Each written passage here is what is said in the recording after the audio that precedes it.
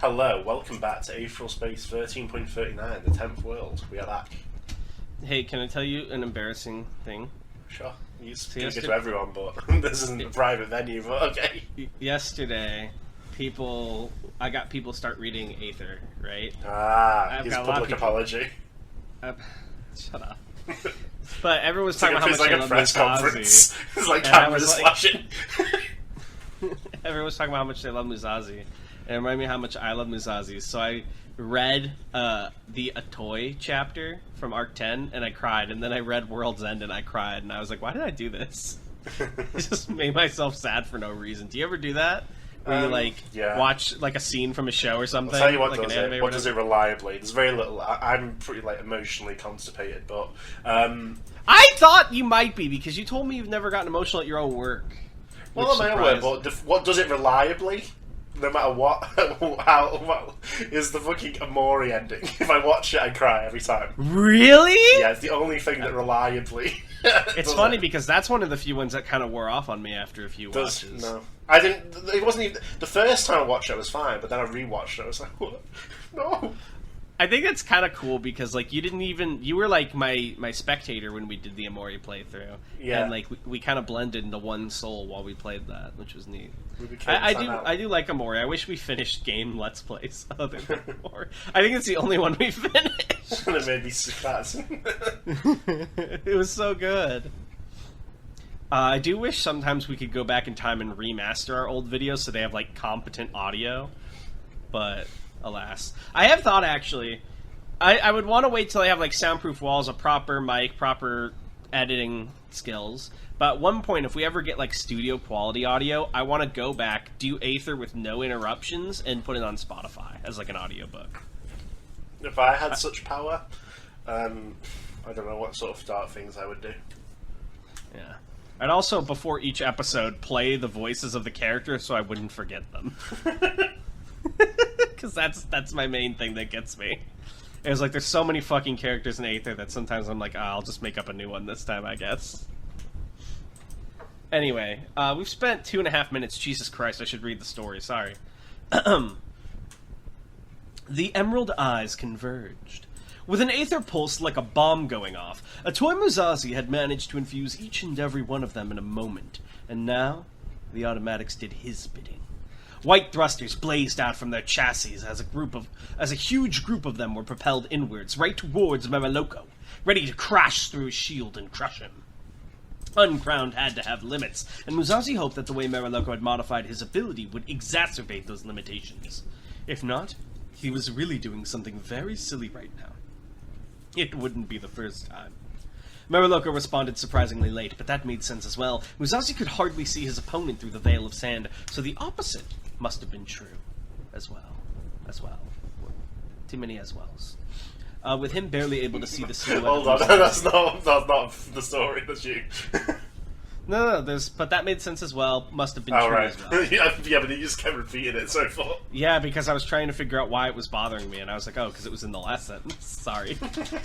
Barely able to see the silhouette of Musashi. The spherical automatics would have only been visible when they were right on top of him. The attack didn't land, but Musashi still got the result he wanted. Uncrowned! As Meriloko released his ability, a curtain of sand falling around him as the orbit stopped. As Meriloko released his ability, a curtain of sand fell around him as the orbit stopped. As what I think you want, right? Sure. Oh. The attack didn't land, but Musashi still got the result he wanted. Uncrowned! As Meriloko released his ability. A curtain of sand fell around him as the orbit stopped. In that same instant, the man from the last kick... God damn you. You're ruining my Darnell flow. Sorry. No, I'm kidding. Oh my god, stop. No, I'm not actually sad. That's just sticky. I'm like in a state of death. You're in heat? Oh. No, I'm not in heat. I was like, what the fuck are you on about? Because I've been complaining about the heat for It's minutes. not hot, you're in England. It's probably like 60 degrees Fahrenheit. I know, because you weren't listening when I was saying that. I said, if I said how high it was, you would say that. How high is it? It's 21 degrees Celsius. Celsius. 21 degrees Celsius to Fahrenheit. Let's see how much of a bitch you are. Oh my fucking god. It's hot. It's 70! Oh my god! I'm sorry, I'd live in a real country. You live in a fake country next to the snow. I don't live on fucking Mars like you 70 fucking is like the normal temperature. Like what you are you fucking used to? Asterix Rickens. Hold on, what temperature is it where I am right now? I don't What? fucking know. Get the Temperature. thermometer. It's the same. It's But the slightly hotter where I houses am. are designed to hold in heat. You know this. So are all houses. No, yours are designed to eject it. No, that's wrong. Your house is meant to keep you cold, American. Yeah, Me. No. Because it's a cold. This is a colder country, so the houses are designed not to release heat, so it builds up and makes me sad. Okay. Do you not have a fan? I do, but it's upstairs. And I can't be I'm able to being get it. intentionally obtuse. I remember from the last heat wave you guys had that something the way your houses are designed. Yeah. I'm just being a cunt because I hate you. Please. And I fucked up the thought we were monetization. I am your friend! You say it doesn't work anymore, but it's so fucking easy. It's crazy because sometimes I'll like try to get you serious and you'll joke with me, and then I joke with you and then you go serious, and I'm like, it's like I'm constantly playing a guessing game. You fool, Like, there's no genuine layer to Tanhony, it's all irony. There has to be. I've seen a genuine layer of you once before. We'll talk about that on It's like I've only met Tanhony once, but I it's saw like, it one you're like time. fucking Midoriya in fucking My Hero Academia, like, I want to save that kid. that was when I felt a connection there. And I haven't It's seen like, it since. it looks like you were asking for help. You needed a hand. Oh my god, I have a video to send you, by the way. Don't let me forget. If you let me forget, I'll kill you. Anyway, we were reading Aether, I think? Yeah. In the same instant, the man from the past kicked off the ground with a burst of Aether and unchained. Wait, what? Aether and Unchained. With a burst of Aether and unchained, jumping far out of Musazi's immediate reach. As Mariloko flew upwards, his eyes flicked around, taking in all the ways that the situation had changed. A lesser man would have despaired at what he saw there. Mariloko's infusion advantage was gone, as Musazi now had no shortage of mobile surfaces to plant thrusters on. The emerald eyes he'd sent after Mariloko originally continued to pursue him, but they were far from the only ones in play. This whole time, Musazi had been arranging the rest.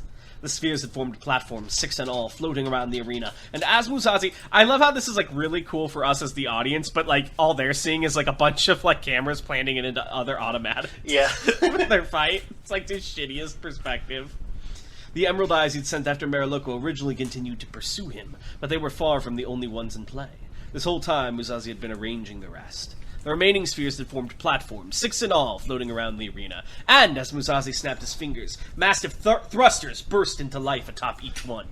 Radiant Almighty. He'd already begun preparing it. In a situation like this, with limited time for his body to be Is it visible or viable? Viable. He's not going to turn invisible. With limited time for his body to be viable, Musazi couldn't afford to hold back any strength. He'd end this as quickly and decisively as he could. He was sure that was what Mariloko was thinking too. You want to blast the pillars with unworthy, don't you? Musazi thought, watching as Mariloko reached the crest of his absurd jump. But if you do that, you can't use Uncrowned to block the attacks coming for you. Therefore, you'll have to do it by hand. Mariloko kicked off the air with a flash of Unchained, launching himself towards the nearest pillar of light. As he did, Musazi moved his hand, pointing his fingers at him. His wooden fingers. Therefore, you won't see this coming. Oh, who's talking here? You'll say. I'm sorry I didn't confirm your consent, Aenir Yggdrasil said, but I assumed you would wish to be whole.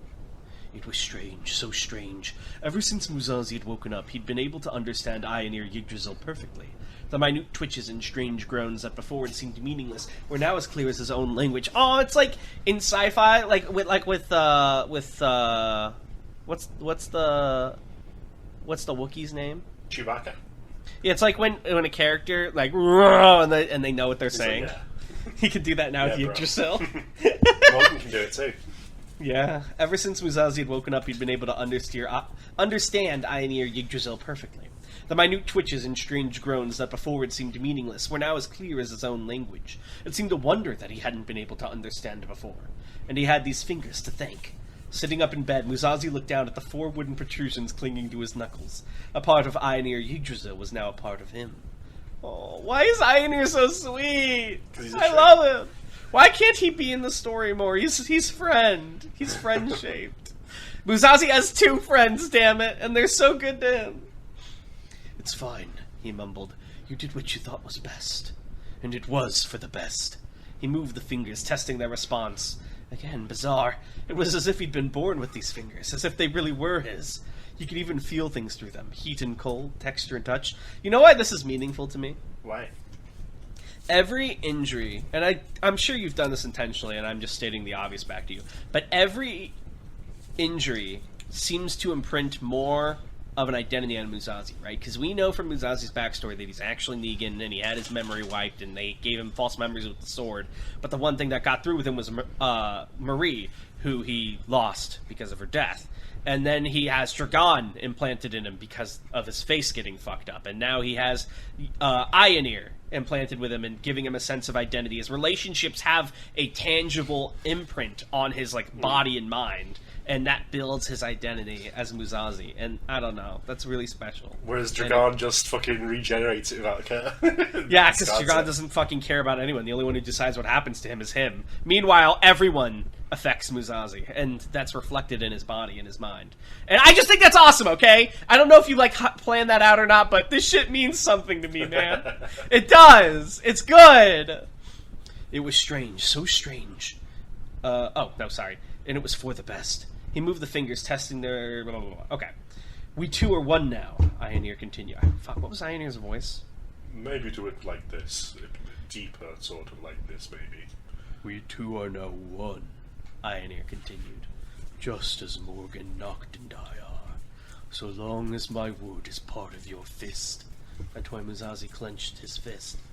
You shall never be alone. If he gets hit with a fire attack, we won't be friends anymore. I'll be mad, okay? that wood will always be a part of his fists. That's the promise, right? White aether flared, and Musashi's wooden fingers stretched out like branches, crossing the distance between him and Mariloko in an instant, intercepting his attack. Musashi's aim had been true. All 4 fingers, their tips embedded with pinpoint aether, pierced Mariloko's body. 3 skewered his chest, and the 4th blow Musashi could see had landed straight through his heart. Also, foil, just as Dragon has Pan, Musashi has Aetheral. Yeah. Mariloko looked both down plant-coded. But unlike Dragon, who's seemingly controlling Pan, Musashi, he has a symbiotic relationship with Aetheral because they respect each other as peers. Which also proves that Musashi is the real protagonist of the story. Mariloko looked down at the branches. I'd say it's pretty symbiotic between Dragon and Pan too, but... True, but he's like, you're going to fix me so I can be supreme. And she's like, okay, dead boy. And Aetheral is like, only you are all capital... Or no, only you are... It's all capitals for Musashi, right? All capitals in only space. You are all capitals in my eyes. Mariloko looked down at the branches as if he could only recognize this absurdity by sight, his eyes widening in alarm. It's too late, Musashi thought grimly, twisting his body to hurl his opponent. You shouldn't have taken your eyes off me. Mara, unthroned! An ability was activated just for a moment. It wasn't even active for a second, nor for half of one. In the time Mariloko activated and deactivated an ability, one could not even have blinked. It was just that quick. And yet, it was more than enough to rupture the world. Each and every emerald eye had been torn to shreds, taking Radiant Almighty's pillars with them. The eyes that had been chasing Mariloko were just as decimated. Even the arena, the platform that Mariloko had created for them, even it was ravaged, as though it had been torn apart and spat out by a hurricane, retaining less than half of its original mass. And then, of course, there was a toy Musashi. 1 second, he'd been looking at Mariloko from afar. The next, he was in the air with him, right in front of him. The extensions of his wooden fingers snapped into broken branches. His eyes widened as he registered the shift in position. And that was all he had time to do. Mariloko slammed his fist into Musashi's head, spiking him down into the ground.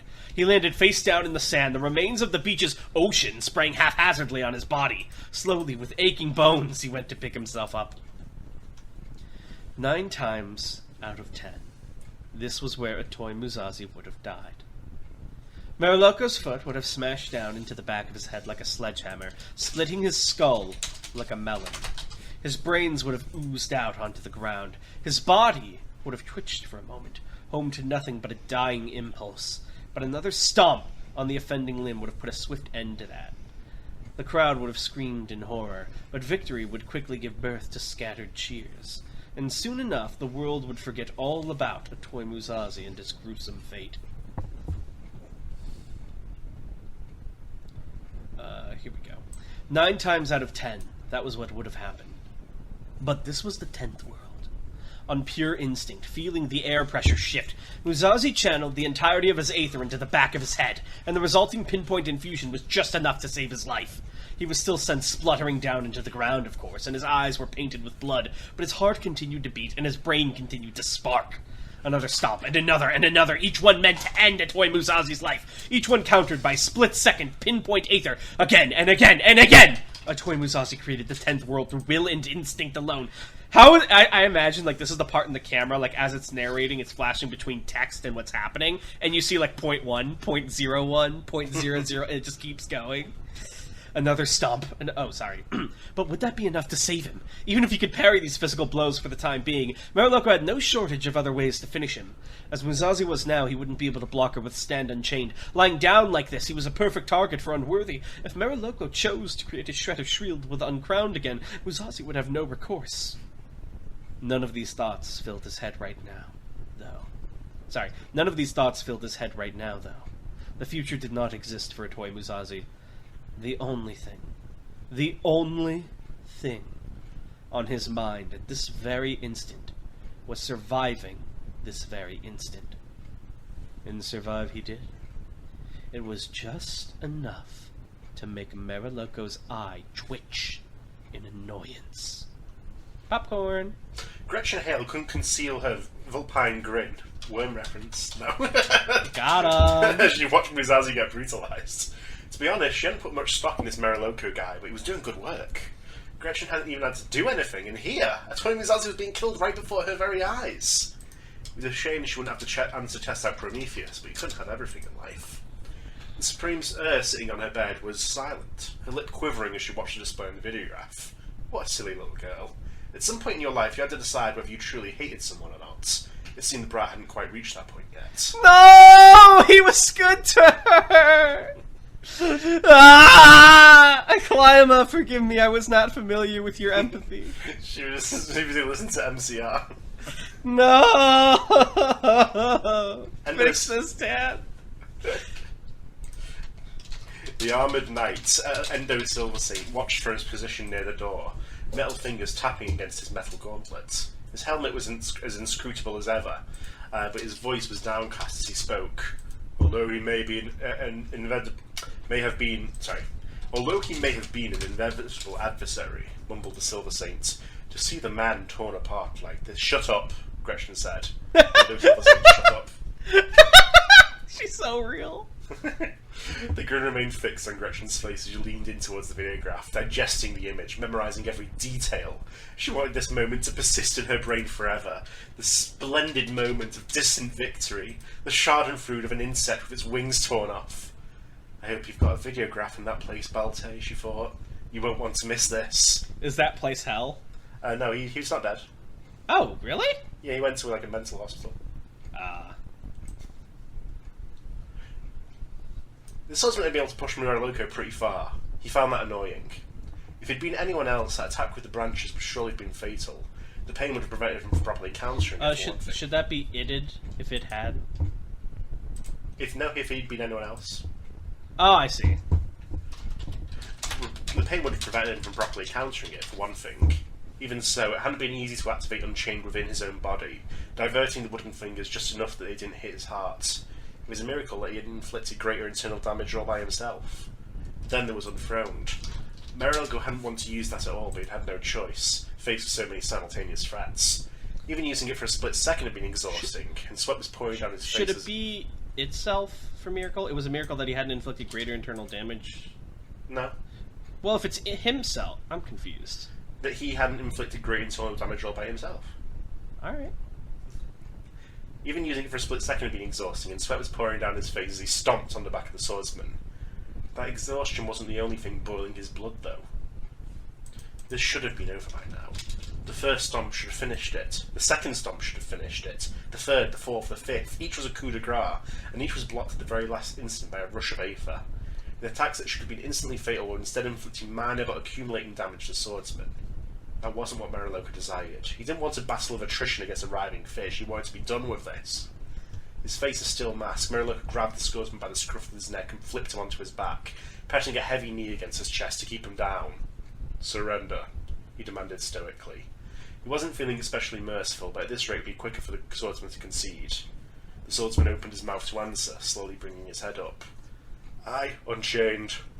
The smash of gravity slammed his head right back down to the ground. Never mind, Meriloko had lost his patience. He'd just kill this guy and go home. With contemptuous ease, he reached down and began pressing his thumb right between the swordsman's eyes. Aether broiled around the digits as he pushed harder and harder and harder, willing with all his might that he would punch a skull and brain alike. It would just be like cracking an egg. Last chance, Meriloko muttered. The swordsman spat blood into his face. Ooh, that blood is infused, isn't it, Tan? Meriloko didn't so much as blink as he was cut off. He'd thought this swordsman was one of those dignified types, but he guessed that wasn't the case when he was on the verge of death. No matter. Dignified or not, he'd die all the same. If you thought Meriloko was the type to get pissed off and stupid from something like that, he had another thing. Thruster! On! The thruster, unstable and short-lived from the uneven surface, burst into life from Musazi's blood. Like a flashbang, it erupted into light right in Meriloko's face, blinding him. For a horrifying moment, it felt like even that wouldn't be enough to weaken Musazi's grip, but then the chance came. There was the briefest instant where Meriloko's strength wavered. Radiant Lustrous! Immediately, Musazi ignited the spear in his free hand and thrust it forward, right at Meriloko's face. The man from the past couldn't see the attack, but he could surely feel it coming. He moved away, leaping backwards off of Musazi's body and back to the other side of the arena. Hunched over, clearly aggravated, Meriloko wiped his face clean of soot with a forearm, revealing his bloodshot eyes. That's a surprise, he muttered, cracking his neck. I thought you were the honourable type of idiot. Musazi stood back up, catching his breath, radiance already blazing again from his palms. Perhaps I am, he replied, but there's a difference between honour and stupidity, Meriloko. Meriloko glared back at him with dull, dead eyes. If that's what you think, that's why you'll die. Come here, he stepped forward. I'll show you. Musazi mirrored his stance, taking a deep breath to centre himself. If things continued like this, there was no doubt he'd find himself on the floor again before too long. He was running on a time limit too. His body could hold out so long, he couldn't afford to play around. The answer, he knew, rested in his pocket. The treasure the UAP had given him, the thing that could twist all of this into a victory. But just the thought of using it seemed to fill his brain with bile. He shook that thought free. No, he promised himself. Right here, right now, without disgracing myself, he lunged. I shall defeat this past of the supremacy. Ooh, you got into that. So one thing I'm noticing is I think your writing's influenced me, because there's a couple points here, like different phrases and the way you like word stuff that I find myself writing similarly. Especially this whole 9 times out of 10 gimmick. I remember doing something similar with a fight in ASRP, and there are a couple other like little things. I was like, oh, I kind of write like that sometimes with Jim, and I'm wondering how much of that is just we're similar, or how much of it is like my writing being influenced by Aetheral Space. I don't know. Me neither, but it's very bizarre, because like I know you don't read like my RP stuff, so obviously you didn't get it from me, but it's like, is it just because we're similar, or is it because I've been Are you saying that you're tan-coded? Maybe I am. You're tan-baiting? Tan baiting. We have some questions this week, by the way. Holy shit, really? Yeah. Let me find it. Sorry. Here. Okay. Knight Lavitz asks, how do Aether abilities that target someone's perception of reality affect them if they are in an altered state? In example, hallucinating, drug trip, trauma flashback, etc. It depends on the mechanism, I would say. So, an example like Norse things, those would probably work pretty well still, because those are like actual holograms he's projecting around you rather than something he's putting inside your mind. Okay. Somewhat, because they were using that as an example, like him taking mushrooms making you immune to Nightmare Underground. No, if anything, it probably worse. Oh.